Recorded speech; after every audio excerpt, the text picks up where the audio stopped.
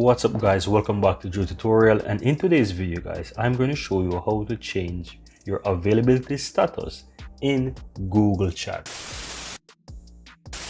So what I'm going to do, I'm going to simply open up Google Chat here while I open up my browser, and once you're logged into your Gmail you can easily go ahead and click the applications here. You will find the Google Apps here and you want to find Google Chat. Right here is a Google Chat, so I'm going to open up mine right here.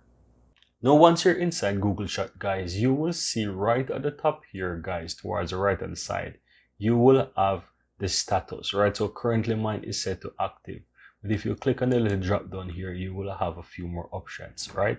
You have do not disturb, you have set away, and you can also edit, or let's say modify the status to what you want. So if you click on this, you can write whatever status you want, or you can choose from one of the options that you have here. And on top of that, if you want to set like your own emoji, you can just simply go ahead and click on that, and you have a bunch of different emojis that you can go ahead and choose from, different types as you wish.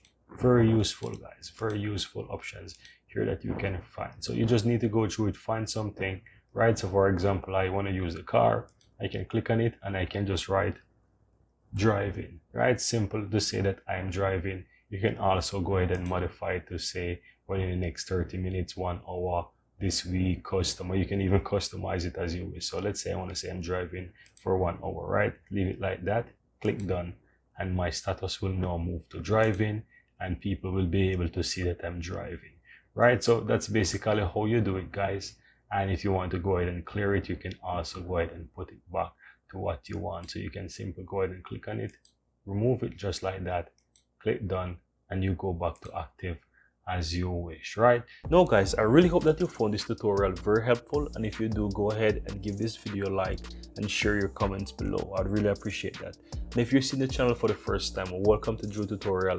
I'm Anjo, and I really appreciate if you hit the subscribe button below to help grow this community, and also so that you'll never miss out when I release another helpful tutorial just like this one.